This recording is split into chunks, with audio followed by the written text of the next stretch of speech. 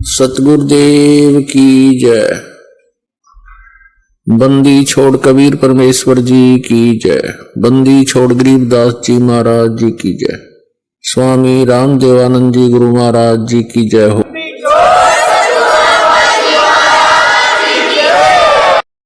अब इस ज्ञान से, इस तत्व ज्ञान से आपका कलेजा हिल जाएगा। और इतना ज्ञान समझ के भी कोई नहीं मानता है तो महामूर्ख, और फिर उसका कोई ट्रीटमेंट नहीं, वो तो फिर गधा ही है। इस जीवन में भी गधा है। जब हमें प्रत्यक्ष दिखाई देता है कि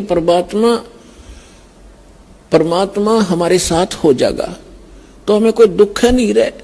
राजा भी भगवान की खोज में फिरता है, कोई संतों से मिलता है, कोई जंतर मंत्र कराता है।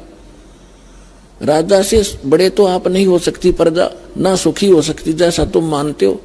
राजा भी अपनी आपत्ति में परमात्मा की आड़ लेता है और आपको सीधा ही भगवान मिल रहा, तो फिर आपका कौन सी कमी आवेगी, ये विचार करने की बात है। पहले तो दास आपको परमात्मा के विधान और इस ज्ञान से इतना परिपूर्ण कर देगा कि आपके हृदय में ये पक्की बात समा जाएगी कि कबीर इज गॉड, और ये रियलिटी है, वास्तविकता भी है। और फिर ये ऐसा प्रमाणित कर दूंगा कि ये भक्ति है, ये विधि है भक्ति की, और विधि नहीं है। आप बुद्धिमान हो, हमारे पास सदग्रंथ हैं, प्रमाण हैं। जिन महापुरुषों ने ये मंत्र जाप किया उनका उद्धार हुआ, वो मोक्ष हुआ। हम भी मानते हैं ये मुक्ति प्राप्त हुई इनकी। उनके अतिरिक्त कोई मोक्ष प्राप्त प्राणी नहीं है। चाहे वो सिद्धि कितनी ही कर गया हो, चाहे वो कितने चमत्कार दिखाकर मर गया हो, लेकिन वो मोक्ष प्राप्त नहीं है। तो फिर कौन सी समस्या रहेगी? फिर मूर्खता की। जान बूझ साची तजय और करे झूठ तने, ताकि संगत है प्रभु फिर सोपन में बिना दे। जो इतना ज्ञान समझकर फिर गलतियों पे गलती करता है तो बुद्धिमान व्यक्ति नहीं है, वो तो जानबूझकर बकवाद कर रहा है। अब परमात्मा क्या बताते हैं? राम नाम रटते रहो, राम नाम रटते रहो, जब तक घट में प्राणे, कब हो तो दीन दयाल के हे बनक पड़ेगी कान। अब परमात्मा की भक्ति में आगे बढ़ने के कुछ फार्मूले हैं जिससे आप स्थिर रहोगे। इन फार्मूलों को, इन पॉइंट्स को आपने याद रखना पड़ेगा। जैसे कुछ भक्त आते हैं, कुछ ऐसे भक्त होते हैं जो सब जगह थक लेते हैं, झाड़ फूक करवा के, मंत्र जंतर जप के, गुरु बना के, और जब वो यहां आते हैं चाहे कितना भयंकर दुख हो उनके ऊपर, परमात्मा तुरंत ठीक कर देता है। अब उनकी तो फिर परमात्मा की रजा होगी, उन कोई और ठिकाना नहीं रहा, भगवान से अतिरिक्त कुछ जगह दिखाई नहीं देती। मालिक को सब पता है, अंतर्यामी है वो परमात्मा। वो दूर तक जानता है कि आने वाली आत्मा क्या उद्देश्य लेकर इस दरबार में आई है, उसी तरह से उसका उपचार होता है। तो ऐसे आते हैं, उनको तुरंत देखो। दास तो एक पीएन है उस कबीर भगवान का, चपड़ासी हूं। आपकी अर्जी दास के पास आती है, दास उस परम पिता की टेबल पर रख देता है।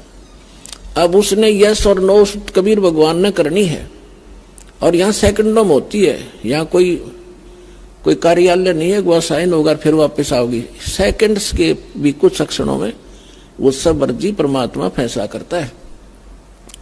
तो जो भी आता है, जैसी उसकी अंतःकरण की भावना होती है, दास आपकी अर्जी दास के पास, दास की परमात्मा के पास, तो फिर करना उस मालिक ने है।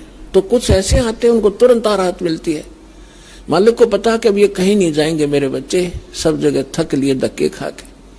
कुछ ऐसे आते हैं, हमारे भक्त कहते हैं चलो वहां जाते ठीक हो जाओगे, चलो वहां जाते ठीक हो जाओगे। अब वो आ जाते हैं, दुखी दिन तो आना ही होता है, लेकिन वो उद्देश्य कुछ और रखते हैं कि ठीक है चलते हैं, ठीक हो गया तो ठीक है, नहीं तो नहीं।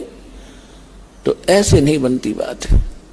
तो इसलिए दास सबसे पहले आपसे कहता है कि किसी को भी आप प्रेरित करो, अच्छी बात है, क्योंकि भूले को राह दिखाना एक परम कर्तव्य बनता है सभ्य नागरिक का। तो ये सब भूले पड़े हैं, लेकिन उनको पहले ज्ञान समझाओ, उनको पुस्तक दो ज्ञान गंगा।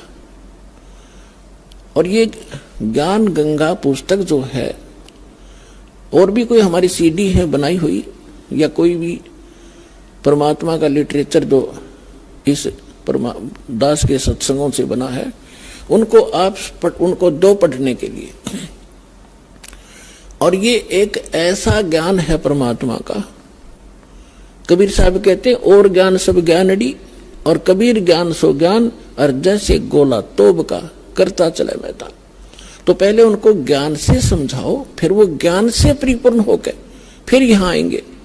जब तक ज्ञान से परिपूर्ण होकर यहां नहीं आएंगे तो वो फिर डगमग हो जाएंगे। परमात्मा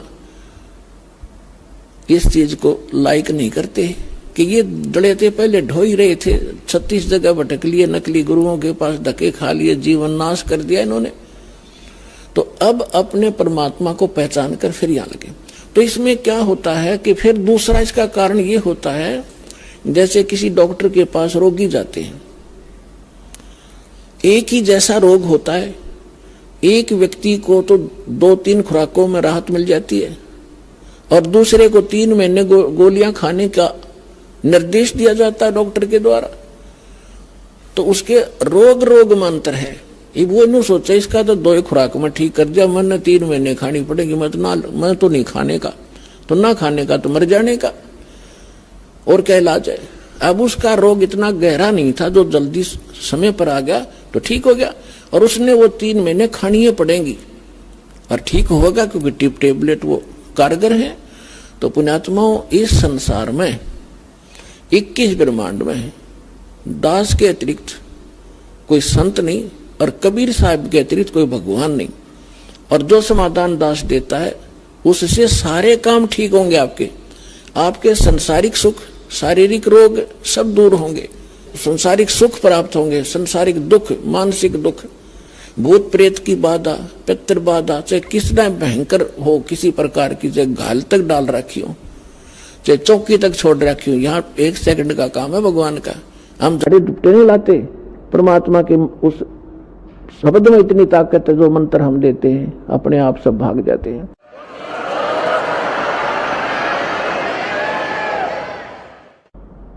फिर कहते हैं, धीरे धीरे रे मना, धीरे सब कुछ होवे, माली सींचे 100 घड़ा, समय आवे फल होवे।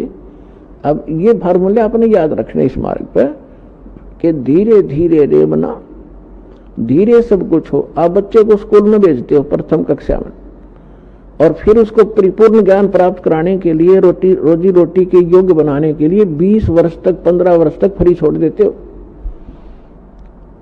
BA करके फिर वो 5-4 वर्ष का कोर्स भी करता है, और फिर 2 रोटी का साधन उसको बनता है। अगर वो सफल हो जाता है और बढ़िया होता है, फिर सारा उसका जीवन रोजी रोटी की समस्या हल हो जाती है।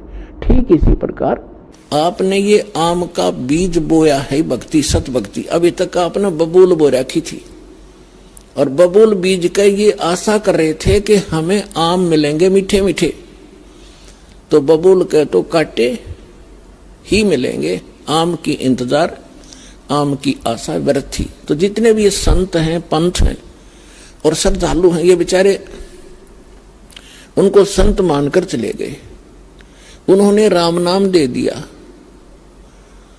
अब बीज दे दिया आम का कह के, और है वो बबूल का।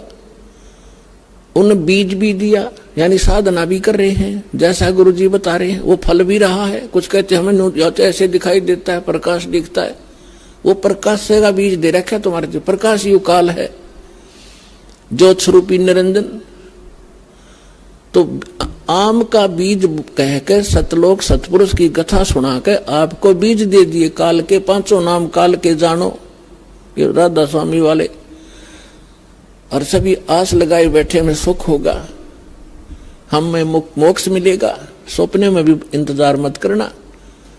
बीज आम का बीजिए, और फिर वो प्रोसेस अपनाइए जो एक बीज को बो के पेड़ बनाने तक जो क्रियाएं की जाती है, और फिर देखना।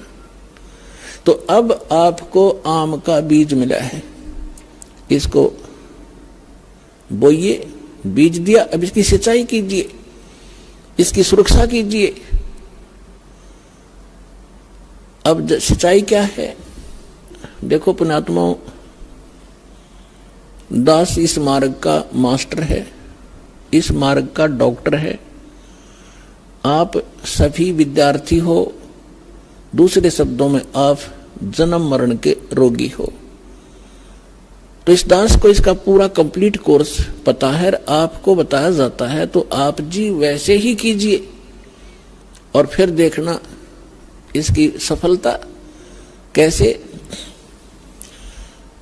जैसे ये मंत्र हैं, ये तो समझो बीज है। ये मंत्र जाप कर आपको दिए जाते हैं, ये तो समझो बीज है, बो दिया आपके अंतःकरण में, वचन की शक्ति तय प्रवेश कर दिया। अब इसकी सिंचाई करनी है, इसमें खाद पानी डालना है। तो उसके लिए कहा है, एक यज्ञ है धर्म की, दूजी यज्ञ है ध्यान, तीजी यज्ञ हवन की, चौथी यज्ञ परिणाम, और पांचवी यज्ञ है ज्ञान की। तो आप जी ने ये बीज बोने के उपरांत, जैसे खेत में किसान गेहूं बीज देता है, तो गेहूं बीज देने मात्र से सफलता नहीं होगी, उसमें खाद भी, पानी भी, उसकी सुरक्षा भी समय अनुसार देनी पड़ेगी। और उसमें घास फूस उग जाता है, उसको निकालना भी प्रॉपर पड़ेगा, तब वो सफलता प्राप्त होगी। इसी प्रकार आप जी ने ये पांचों यज्ञ